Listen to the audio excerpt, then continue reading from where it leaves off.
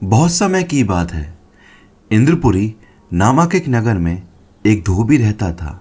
उसका भोंदू नाम का एक गधा था। वह दिन भर कपड़ों के गट्ठर यहाँ से वहाँ ढोने में लगा रहता था। धोबी खुद कंजूस और निर्दयी था। अपने गधे के लिए चारे का प्रबंध नहीं करता था, बस रात को चरने के लिए खुला छोड़ देता था। आसपास में कोई चारागाह भी नहीं था। इसी कारण से भोंदू गधा बहुत दुबला पतला हो गया था। एक रात उस भोंदू गधे की मुलाकात एक अक्की नाम के सियार से हुई। अक्की सियार ने उससे पूछा, और भाई भोंदू, आप इतने कमज़ोर कैसे हो गए हैं? भोंदू गधे ने दुखी स्वर में बताया कि कैसे उसका मालिक किसी की बातों में आकर अपना सारा पैसा और धन संपत्ति को स्टॉक मार्केट और क्रिप्टो करेंसी में लगा के डुबा चुका है, और नुकसान की भरपाई करने के लिए उसका मालिक कैसे उससे दिन भर बहुत ज़्यादा काम कराता है और खाने को भी कुछ नहीं देता। अंधेरे में रात को मुझे इधर उधर मुंह मारना पड़ता है। अक्की सियार बोला, भोंदू भैया, क्या आपके मालिक ने पैसों को निवेश करने से पहले जांच पड़ताल नहीं की थी क्या? भोंदू गधा बोला, नहीं अक्की भैया, मैंने मालिक से बोला था कि पैसों को किसी के कहने पर कहीं भी मत डालो। इस बात पर मालिक ने कहा कि हम काम धंधे वाले लोग हैं, काम काज पर ध्यान देंगे या फिर शेयर बाजार में शेयरों की जांच पड़ताल करेंगे। फिर कुछ दिन बाद मेरा मालिक बर्बाद हो गया और सड़क पर आ गया। तब से मालिक बहुत ज़्यादा निर्दयी और कठोर हो गया है। अक्की सियार बोला, अच्छा तो ऐसी बात है। फिर तो तुम्हारे मालिक को 12% क्लब में निवेश करना चाहिए था। उससे आराम से वह 10,000 रुपये महीने कमा सकता था, बिना समय लगाए और जांच पड़ताल किए। भोंदू गधे ने पूछा, भैया, ये 12% क्लब कौन सी चिड़िया का नाम है और इससे धन कैसे कमाया जा सकता है? ज़रा हमें भी तो बताओ। अक्की सियार बोला, 12% क्लब भारत पे कंपनी का प्रोडक्ट है, जिसमें बिना अपना ज़्यादा दिमाग और समय लगाए, बिना किसी मार्केट रिस्क के 10,000 रुपये महीने तक कमाया जा सकता है। भोंदू गधा बोला, अरे अक्की भैया, कहीं ये कंपनी भाग गई तो हमारा सारा पैसा डूब जाएगा ना? अक्की सियार बोला, नहीं भोंदू भैया, 12% क्लब की RBI द्वारा अनुमोदित NBFC Indian mercantile limited, London club और लिक्विडियन के साथ भागीदारी है। भारत की सबसे बड़ी फिनटेक कंपनी में से एक है, तो पैसे के डूबने का तो खतरा नहीं है। मैंने यह जानकारी मोटिवेशनल इंजन नाम के एक यूट्यूब चैनल पर देखी थी, और अधिक जानकारी के लिए इस वीडियो के डिस्क्रिप्शन में 12% क्लब की लिंक और वीडियो की लिंक दे रखी है। वीडियो जाकर देखो, बहुत अच्छे से समझाया गया है, और ऊपर आई सेक्शन में भी जाकर वीडियो को देख सकते हो। भोंदू गधा बोला, काश अक्की भैया, यदि आप मुझे पहले मिल गए होते तो आज मुझे ये दिन ना देखना पड़ता। अक्की सियार बोला, कोई बात नहीं भोंदू भैया, अपने मालिक को ये जानकारी जरूर देना, जिससे आगे से वह और अधिक गलती ना करे।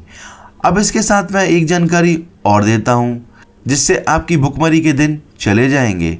यहाँ नज़दीक में ही एक बड़ा सब्जियों का बाग है। वहाँ विभिन्न प्रकार की सब्जियाँ उगी हुई हैं।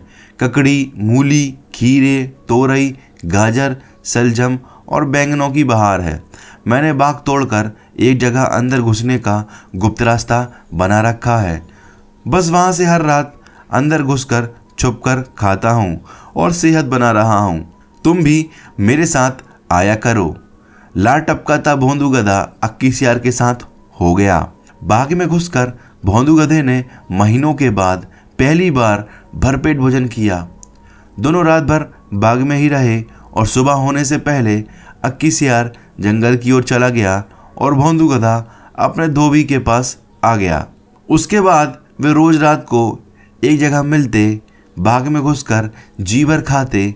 धीरे धीरे भोंदू गधे का शरीर भरने लगा, उसके बालों में चमक आने लगी और चाल में मस्ती आ गई। वह भुखमरी के दिन बिल्कुल भूल गया। एक रात खूब खाने के बाद भोंदू गधे की तबीयत अच्छी तरह हरी भरी हो गई। वह झूमने लगा और अपना मुंह ऊपर उठाकर कान फड़फड़ाने लगा। अक्कीसियार ने चिंतित होकर पूछा, मित्र यह क्या कर रहे हो? तुम्हारी तबीयत तो ठीक है ना? भोंदू गधा आंखें मूंद कर मस्त स्वर में बोला, मेरा दिल गाने का कर रहा है। अच्छा भोजन करने के बाद गाना चाहिए।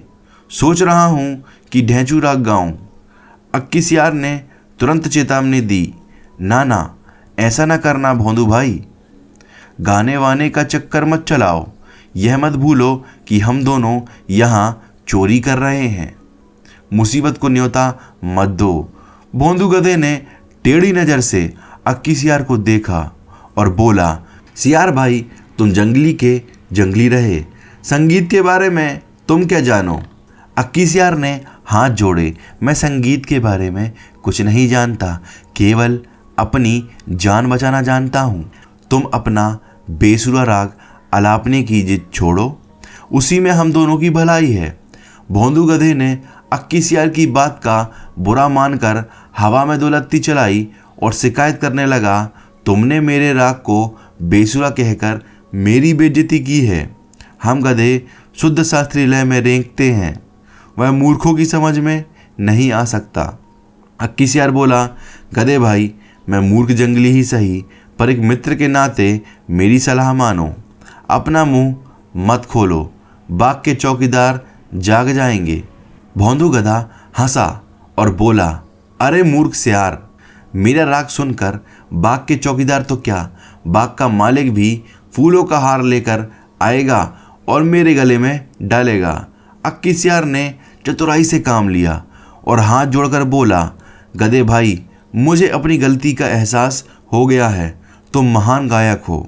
मैं मूर्ख सियार भी तुम्हारे गले में डालने के लिए फूलों का हार लाना चाहता हूँ। मेरे जाने के 10 मिनट बाद ही तुम गाना शुरू करना, ताकि मैं गायन समाप्त होने तक फूल मालाएं लेकर लौट सकूं। भोंदू गधे ने गर्व से सहमति में सिर हिलाया।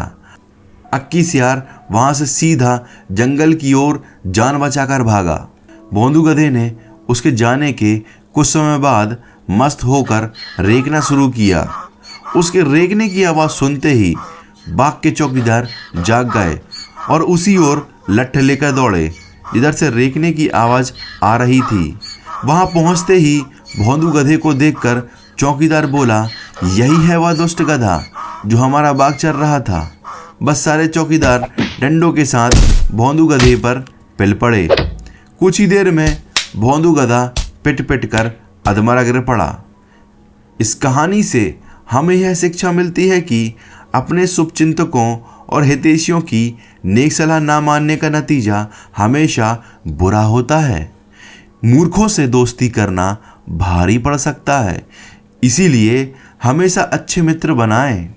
और चोरी करना बुरी बात होती है, एक ना एक दिन उसका परिणाम बुरा साबित हो ही जाता है। कभी भी अपनी भावनाओं में आकर कोई भी काम नहीं करना चाहिए, नहीं तो भोंदू गधे जैसा हाल होना निश्चित है। अगर मेरे मालिक ने किसी के कहने पर गलत निवेश करने के बजाय 12% क्लब में निवेश कर दिया होता तो आज मेरी ये हालत ना होती और ना ही मुझे चोरी करनी पड़ती। यदि आप 12% क्लब में निवेश करना चाहते हैं तो अधिक जानकारी के लिए नीचे डिस्क्रिप्शन में लिंक दे रखी है, उस पर क्लिक करके अपना भविष्य बना सकते हैं। हमेशा जांच पड़ताल करके ही पैसों को निवेश करना चाहिए। किसी के कहने पर कभी भी अपनी मेहनत की कमाई को रिस्क में नहीं लगाना चाहिए, नहीं तो भोंदू गधे और उसके मालिक जैसा हाल होना निश्चित है।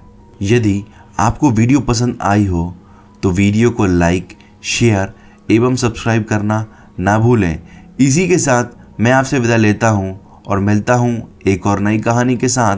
तब तक आप अपना ध्यान रखें। धन्यवाद।